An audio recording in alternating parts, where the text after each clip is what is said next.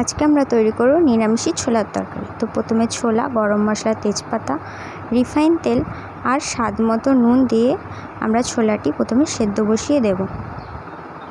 এরপর ছোলার জন্য যা যা উপকরণগুলি লাগবে সেগুলো হলো আলু কুচি, লঙ্কা কুচি, আদা কুচি, টমেটো কুচি, ধনেপাতা কুচি আর লঙ্কা। গুঁড়ো মশলা হলুদ গুঁড়ো, লঙ্কা গুঁড়ো, জিরে গুঁড়ো, মিট মশলা, নুন আর 5 ফোড়ন। এরপর একটি মিক্সিতে আমরা লঙ্কা কুচি, আদা কুচি আর টমেটো কুচি দিয়ে একটি বাটা মশলা রেডি করে নেব।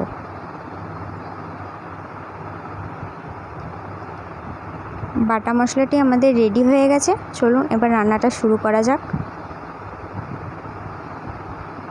তো প্রথমে একটি কড়াইতে সর্ষের তেল গরম করে নিয়েছি, তাতে 5 ফোড়নগুলি দিয়ে দেবো। 5 ফোড়নগুলি হালকা নাড়াচাড়া করে নেব।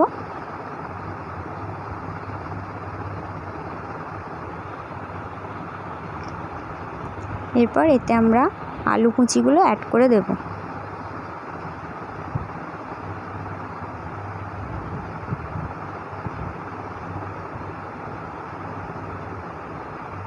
হালকা নাড়াচাড়া করে নেবার পর আমরা এতে দুটি যে লঙ্কা চিড়ে রেখেছিলাম সেটি অ্যাড করে দিয়ে ভালোভাবে নাড়াচাড়া করব।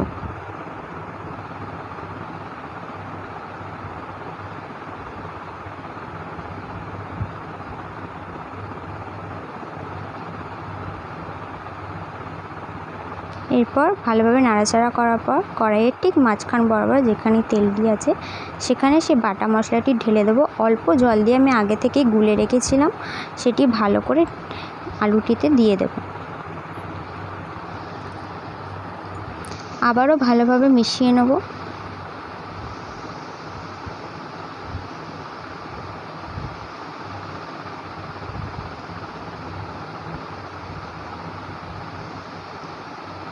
যা যা গুঁড়ো মশলাগুলি ছিল, নুন স্বাদ মতন, সেটিও আমরা মিশিয়ে দেব। ভালোভাবে মশলাটি কষিয়ে নেব।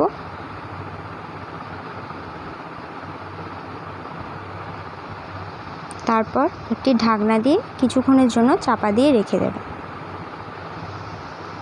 ঢাকনাটি খুলে দেখব মশলাটি ভাজা ভাজা হয়েছে নাকি। এখানে মশলাটা ভাজা ভাজা হয়ে গেছে ভালোই।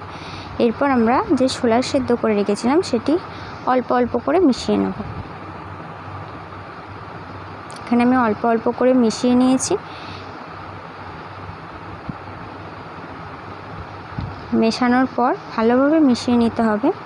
তারপর আবারও ঢাকনা চাপা দিয়ে কিছুক্ষণের জন্য রেখে দিতে হবে। কিছুক্ষণ পর ঢাকনাটি খুলে আমি এর মধ্যে চিনি আর ধনেপাতা অ্যাড করব। চিনিটা একদমই অপশনাল, দিতেও পারেন নাও পারেন। এই অবস্থায় আমি নাড়াচাড়া করব না, শুধু আবার ঢাকনাটা চাপা দিয়ে দেবো। ঢাকনাটি খুলে এবার খালি দেখব আমাদের ছোলাটি সেদ্ধ হয়েছে নাকি। তো এখানে আমাদের ছোলা একদম ভালো মতন সেদ্ধ হয়ে গেছে। তো ছোলার ঘুগনিটি একদম রেডি। এবার এটা আমরা সার্ভ করে নেব।